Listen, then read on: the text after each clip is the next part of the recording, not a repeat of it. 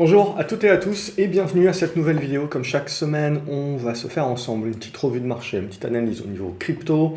Et on va commencer donc comme d'habitude sur le Bitcoin. Donc Bitcoin dollar, on est, vous le voyez, on avait fait la poussée haussière, la consolidation au prorata, hein, donc en effet ça fait peur à tout le monde parce que ça fait quand même 13 000, 14 000 dollars de baisse. Mais pour autant, voilà, c'est au prorata de la hausse. Donc en soi, on ne remet absolument pas en cause la tendance haussière à ce stade-là. Et on en avait parlé la semaine dernière, hein, tant qu'on va tenir cette zone, j'irai même jusqu'aux 37 000 dollars. Mais 37 000 dollars, 42 000 dollars, c'est une bonne zone de soutien. Au-dessus de ce niveau-là, on reste dans la tendance haussière. Et donc ce que l'on a de manière intermédiaire, c'est une construction. Et cette construction, on peut commencer un petit peu à la tracer dans ce triangle. Donc on avait parlé de cette zone des 50 000 dollars, hein, comme une... Alors il ne faut pas aller de zone, hein, il n'y a pas de niveau précis sur le Bitcoin et sur l'ensemble des cryptos, hein, sinon on se fait complètement balader en permanence. Donc là l'idée, on le voit, on est en train de tracer, c'est plus aux alentours de la zone des 50 000 dollars. Globalement, c'est peu ou prou, hein, à peu près la moitié de la baisse qu'on avait pu connaître. Donc du coup, on est dans une phase de normalisation, de temporisation et de neutralisation. Donc en gros, tant qu'on est là-dedans, on est haussier à long terme et à court terme, on est neutre. Ce que l'on attend évidemment, c'est qu'on recasse par le haut. Et en recassant par le haut, on se réouvrirait un retour vers les plus hauts, la zone des 58 000, 60 000 dollars selon le broker que vous avez. Les prix là aussi peuvent être divergents. A contrario, si on venait à repasser, donc à casser par le bas cette figure, c'est-à-dire repasser sous les 48 000, 47 000 dollars, là il faudrait être un petit peu plus prudent. On ne remettrait pas encore en cause la tendance de fond, bien entendu, mais le marché nous indiquerait qu'il met un terme à la poussée haussière de court terme, de moyen terme, on va dire, mais c'est quand même quelque chose qui est en place depuis la fin d'année 2020, mais globalement qu'il se mettrait dans une phase de construction beaucoup plus longue. Donc voilà un petit peu l'enjeu que l'on a là dans les prochaines séances, dans les toutes prochaines séances, c'est ça qu'il va falloir regarder. Au niveau du Bitcoin euro, fort logiquement c'est exactement la même chose, c'est juste les niveaux qui changent, mais globalement on a le même type de figure aussi, on retrouve cette zone ici, les 35 000 euros, qui est vraiment le gros pivot à moyen terme pour la tendance, et à court terme, voilà cette zone là aussi de temporisation où on attend de casser par le haut pour réouvrir des plus hauts et plus si affinité, et donc continuer de construire, parce qu'éventuellement on reviendra ici, faire un double top, on recommencera à construire, et on pourra commencer à tracer une figure là aussi de construction congestion, mais beaucoup plus large. Donc là, en l'occurrence, c'est ce que l'on a, c'est le pivot de court terme que l'on a. On casse par le haut, on va rechercher les niveaux les plus hauts. On casse par le bas, là, c'est le moment où on devient beaucoup plus prudent sur la suite. Comme d'habitude, si vous ne voulez pas louper tout un tas de vidéos qui peuvent vous aider, etc., que je publie régulièrement, n'oubliez pas de vous abonner à la chaîne, de cliquer sur la petite clochette pour être notifié dès qu'une nouvelle vidéo se publie. On peut regarder du côté des actions. Alors celle-ci, Argo Blockchain, c'est coté en Angleterre, donc là on a la congestion qui se met bien en place. Donc globalement, vous voyez, il faudra réussir à dépasser ces 300 dollars pour relancer une spéculation et une poussée haussière. A contrario, si on commence à passer sous les 210-200 dollars, là il faut se méfier un petit peu, le retour sur les 150 dollars n'est pas à négliger. Donc on voit, on est en train de jouer un petit peu avec le feu. Là, sur Alt Global Holding, je préférais l'autre nom, c'était plus facile, on va l'appeler par son code, c'est DPW.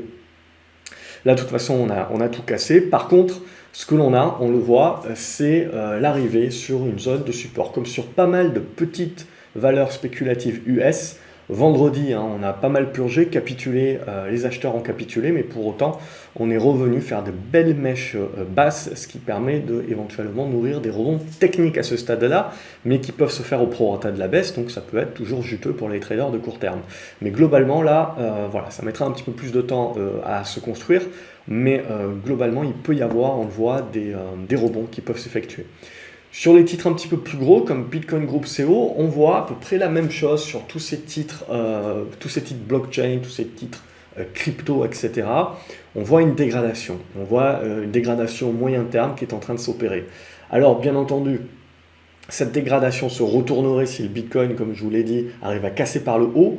Mais ce que ça me fait dire aussi quand même, c'est que voilà, on rentre dans une période un petit peu de tension où il va falloir être beaucoup plus prudent. On le voit sur Bitcoin Group CO qui est coté en Allemagne, il faudrait revenir au-dessus des 54, 55 euros et a fortiori au-dessus des 62 euros pour relancer la dynamique haussière. On se méfie éventuellement de la cassure ici par le bas des 45 euros qui nous ouvrirait cette zone de gap, très certainement un retour vers cette zone de gap. Il y a Bitfarms également, ça c'est le marché des OTC, etc. Donc soyez très vigilants là-dessus, c'est très spéculatif, vous voyez la volatilité est assez importante là-dessus aussi. Là aussi, globalement, on n'a pas grand-chose à se mettre sous la dent. Il faudra vraiment, pour relancer la dynamique et re-rentrer en mode moindre risque, on va dire, même si c'est spécu, repasser la zone des 5,80$. Je regarde, qu'est-ce qu'on a d'autre? On a le Grayscale Bitcoin, donc, qui est le fond, où on voit là aussi, alors il faut faire attention, il ne réplique pas exactement le Bitcoin, hein. Vous avez aussi la loi de l'offre et la demande à l'intérieur même du fond qui s'effectue, et on voit là quand même les mèches, la volatilité là aussi très importante. Pour autant, comme je vous l'ai dit, on reste sur du prorata par rapport à la hausse qui a été initiée à ce stade-là, et donc on arrive toujours à valider cette zone des 30-31$ comme une zone de support. Et donc qu'est-ce qu'on a? On a globalement ce que l'on va retrouver sur beaucoup de cryptos, c'est des larges figures de construction à l'intérieur desquelles vous pouvez avoir beaucoup de volatilité, mais c'est du zigzag. Donc c'est là vraiment où il faut faire attention. Si on est du trader du court terme, c'est du pain béni, bien entendu. Si on est plus moyen terme, il faut faire attention de ne pas se faire balader actuellement. Vous aviez Hive Blockchain aussi, ça c'est sur les US aussi, la même chose, hein. On revient sur les supports, on arrive à rebondir, mais globalement, il y a des phases de construction, je pense, qui maintenant vont se mettre en place et qui peuvent être plus ou moins durables, et il va nous falloir des chandeliers supplémentaires pour construire. On voit là aussi sur Marathon, hein, on a fait une belle capitulation qui nous a permis de revenir chercher le gap ici des 24$. Puis on a pas mal reboosté, mais globalement, là aussi, pour moi, il va nous falloir des chandeliers supplémentaires, mais on rentre dans des grosses constructions. On a validé la zone de soutien des 24-25$, du rebond technique qui est juteux, mais sinon, à moyen terme, on rentre dans des constructions dorénavant. Overstock également, on est venu chercher, on le voit, une mèche basse là aussi.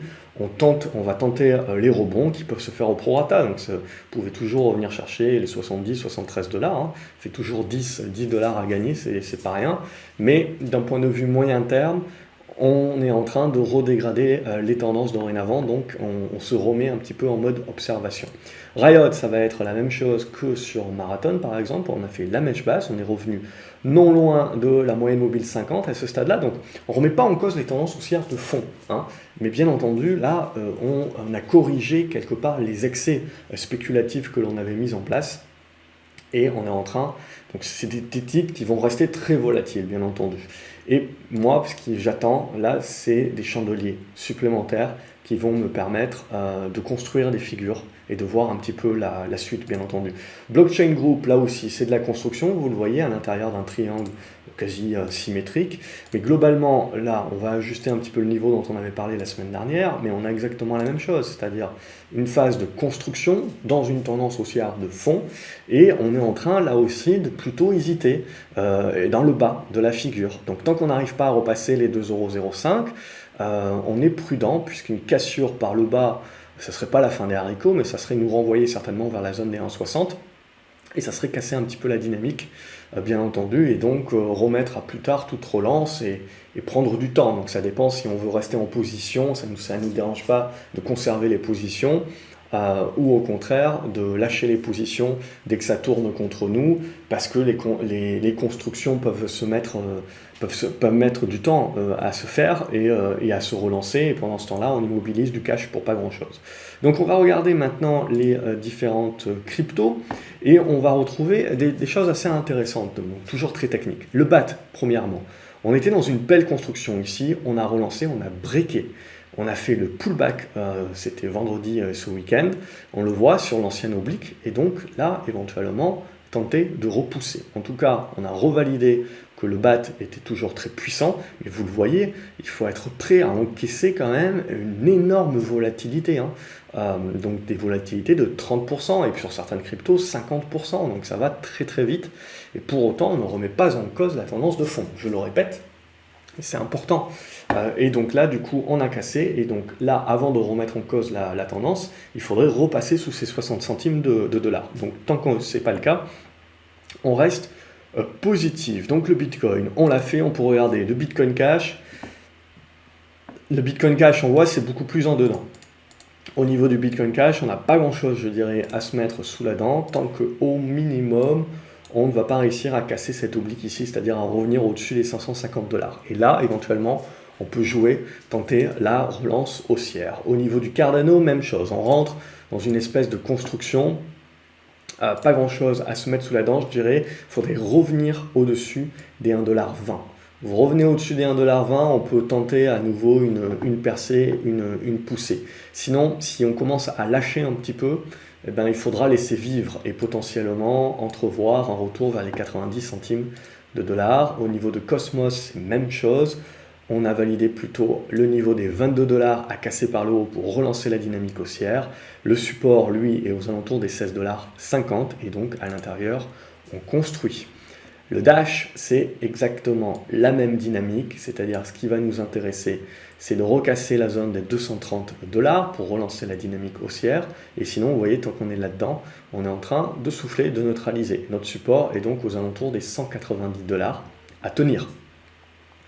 EOS, là aussi, même chose sur EOS, on est en train de construire, il faudra redépasser les 4 dollars pour relancer la dynamique. A contrario, si on commence à lâcher les 3,60 $, 3,50 $, ça peut pas mal mécher, mais on a des gros supports aux alentours des 3 dollars. Au niveau d'Ethereum, là, on a déjà cassé, vous voyez, ça c'est assez intéressant, c'est qu'on avait la congestion et on l'a cassé. Donc c'est ce qui prouve aussi qu'on a des cryptos quand même qui sont plus fortes que d'autres. Et en l'occurrence, c'est le cas d'Ethereum qui se remet donc dans des bonnes dispositions pour essayer d'aller chercher à nouveau ses plus hauts. Donc là, tout va bien tant qu'on ne va pas réintégrer et repasser sous les 1580, 1550 dollars. Vous repassez en dessous de ça, on rentrera dans des constructions plus larges et il sera urgent de patienter. Ethereum classique, on a la même idée, c'est-à-dire qu'on est en train de construire et il nous manque la cassure pour essayer de redynamiser les choses. Sinon, à contrario, ça sera un petit peu plus compliqué si on vient à repasser sous les 10,50 dollars. Au niveau de Horizon, ça reste positif là aussi, bien entendu, d'un point de vue fond. Et vous voyez, on tente les rebonds actuellement sur pas mal de cryptos, mais on échoue quand même sur des niveaux de résistance. Donc c'est ce niveau de résistance-là qu'il faudra casser pour initier en effet des renouveaux et des relances, comme on a pu voir a eu lieu sur le BAT par exemple. Mais sur toutes les autres cryptos, mis à part Ethereum qui est aussi fort, on voit que ça commence un petit peu à ramer, ça commence un petit peu à bloquer. Donc c'est encore un petit peu tôt, bien entendu, pour dire c'est la fin des haricots. On reste dans les configurations, donc on reste plutôt dans une neutralité court terme, dans des tendances qui restent haussières à moyen long terme. Et donc ce qu'on attend, c'est de réussir à casser par le haut. Si on commence à revenir sur le bas et qu'on commence à casser un petit peu par le bas, ça sera important de commencer un petit peu à prendre les profits quand même. IOTA, ça reste très propre aussi. Vous voyez la figure, la large figure qu'on avait pu commencer à construire en mode purement anticipé, elle est en train plus ou moins quand même d'être validée par le marché. Donc on reste dans cette configuration-là et ça reste une belle configuration de congestion où on attend le sens de sortie dorénavant. Au niveau du Litecoin, on va avoir la même chose qu'on retrouve sur beaucoup de cryptos, c'est-à-dire une phase de congestion-neutralisation ici, où on est en train de bloquer pour le moment, et c'est-à-dire en fait, c'est assez simple, hein. Donc on est en train de retracer à peu près la moitié de la correction qu'on a vécue. Et donc pour relancer la dynamique haussière, il faut réussir à casser ces niveaux-là. Donc on va arrondir sur la zone des 200 dollars. A contrario, sous les 170, il faudra être beaucoup plus prudent, et d'autant plus sous les 150. Au niveau du Monero, on va retrouver la même chose. Là, par contre, vous voyez, on a déjà buté, on a déjà échoué. Donc, j'ajuste un petit peu mes graphiques aussi. Donc là, on est déjà en train de se dire un petit peu plus de prudence. Il faudrait revenir en voie sous cette zone-là des 230 dollars pour commencer à anticiper éventuellement la cassure par le haut, redevenir positif. mais là on est en train de souffler. Donc méfiance, si on lâche les 200 $, on devrait rentrer là aussi dans de la construction et correction un petit peu plus durable. Au niveau de Néo, même chose, on va retrouver exactement les mêmes choses, c'est-à-dire une petite figure de congestion intermédiaire qu'il faut casser pour nous donner la suite. Au niveau de Nano, je passe beaucoup plus vite là aussi, puisqu'on a exactement les mêmes configurations un petit peu partout. Hop. Donc là aussi, il va falloir réussir à un moment donné à casser par le haut. On voit ici, donc deux niveaux, et surtout ce niveau des 5,80 $ qu'il faudra réussir à passer pour continuer à aller chercher éventuellement le haut de la figure, qui reste, c'est comme, vous savez, c'est poupées russes, hein, donc on a une figure à l'intérieur d'une plus grande figure. Au MySGO, même chose, on voit, on est en train de buter pour l'instant sur la zone des 5,30 $, 5,50 qu'il faudrait repasser pour réinitier une dynamique vers les 6,10 $, 6,50 $. A contrario, si jamais vous passez sous les 4,30 $, tout sera quasiment à refaire, et en tout cas à remettre à plus tard. Qtum, c'est à peu près la même chose, on est en train de construire, alors elle est assez bien celle-ci quand même, je la trouve plutôt intéressante, surtout en ayant repassé, on le voit, cette zone-là des 5,80 $, 90, qui devient dorénavant support, et qui nous permet de nous mettre en embuscade sous cette oblique-là. Donc pas mal, je dirais. Alors évidemment, si ça repasse sous les 5,80 $, c'est moins bien, ça sera avorté, mais sinon c'est quelque chose où on a une bonne accumulation ici, éventuellement à tenter pour jouer le break. Au niveau du Ripple, ça ne nous fait pas grand chose le Ripple non plus, il demande à construire, lui aussi on voit une figure à l'intérieur d'une autre figure. Donc là ce qui serait bien pour le Ripple évidemment c'est de revenir au-dessus des 50 centimes de dollars, ce qui nous permettrait de retravailler la zone des 57 à 63, qui est vraiment la zone à casser, pour éventuellement, avant de pouvoir dire tout ce que j'entends, là, tout de moon, etc. C'est pas très bon de se dire ce genre de choses-là, même si ça avait des vues et des clics. Pourquoi? Parce que ça vous biaise émotionnellement parlant, et du coup, ça vous rend amoureux de la crypto, et ça va vous empêcher de sortir quand il y aura les vrais signaux de vente, et c'est là où ça fait mal. Donc rappelez-vous, hein, vous avez beaucoup de grands traders qui ont toujours vu les bonnes tendances, etc., comme il fallait, qui sont rentrés au bon moment, qui ont conservé tout ce qu'il fallait, et qui, au moment où en fait le trend s'inversait et que c'était terminé, tout simplement, n'ont jamais réussi à sortir. Du coup, petit à petit, ils ont rebouffé tous leurs gains. Donc c'est ça aussi qui est important, hein. C'est pas non seulement de croire en quelque chose, de voir juste, d'avoir le bon timing, d'accompagner la tendance également, c'est de savoir sortir à un moment donné. Ça aussi, ça sera crucial. Donc au niveau de Stellar, même chose, on est aussi dans la tendance de fond, mais ça serait bien de revenir au-dessus des 45-46 centimes de dollars pour se remettre en embuscade, pour essayer de retenter le breakout haussier et la continuation de la spécule. Sinon, bien entendu, on repasse sous les 38 à 35 centimes de dollars, on remet tout ça à plus tard et ça devient un petit peu plus compliqué. Tezos est en train de bien se remettre là, on a une bonne séance aujourd'hui qui permet de breaker là, les 4 $. Donc du coup, on est en train de bien se relancer. Donc ça, c'est concrètement, on voit, il y a quelques cryptos qui sont en avance, et c'est ce qu'on aimerait voir sur l'ensemble des cryptos, et sur le Bitcoin à proprement parler, puisqu'il accompagnera le reste aussi, pour continuer. Je parle pas nécessairement de relancer sur toutes les cryptos, on voit, puisqu'il reste encore des résistances, mais de commencer à construire les larges figures dont je vous parle déjà depuis 1 ou 2 semaines, qui peuvent en effet se mettre en place ensuite. Tronix, même chose, qui va nous intéresser, on voit, c'est le dépassement là, des 5 centimes 30, 40 pour relancer. Le Waves aussi reste très propre à ce stade-là. Ce qui nous intéresserait, c'est un débordement des 10,60 $ aux 11,40 $ pour réinitier un retour vers les 12 $. 12,30 $, 12,80 $, on voit, parce que tout ça, ça va m'intéresser. Justement, si on arrive à casser, c'est où est-ce qu'on bute, parce que ça va permettre de valider un petit peu les obliques éventuellement, pas partir en mode to the moon. Alors c'est possible, bien entendu. Ce qui m'intéresserait plus, c'est qu'on bloque, et derrière qu'on construise et qu'on congestionne à nouveau. Ça, je pense que ça serait une figure beaucoup plus saine, pour ensuite casser et redonner un mouvement beaucoup plus durable que tout de suite repartir en mode tangente. Ça serait pas très durable par la suite, ça serait certainement la dernière jambe haussière avant de se mettre en prorata comme il faut. Là, le Zcash, ça va être la même chose dont on a parlé sur pas mal d'autres cryptos, donc essayer de casser les 130, 140 dollars, voilà, c'est ça qui serait pas mal pour pouvoir relancer. Voilà, globalement, ce qu'on pouvait dire cette semaine. Comme d'habitude, j'espère que vous appréciez ces vidéos. N'hésitez pas à les liker, les partager également pour qu'elles soient vues par le maximum de personnes. Si vous pensez que ça peut aider, n'hésitez pas à partager, à me dire quels sont les cryptos que vous privilégiez et quel est votre avis, votre sentiment de marché sur les cryptos dans les commentaires. Je me ferai un plaisir de les lire. Je les lis tous, bien entendu, même si je ne réponds pas nécessairement à tout le monde, je lis tout. Je vous souhaite une excellente journée, n'oubliez pas de vous abonner à la chaîne et je vous dis à la prochaine vidéo. Salut les graphes.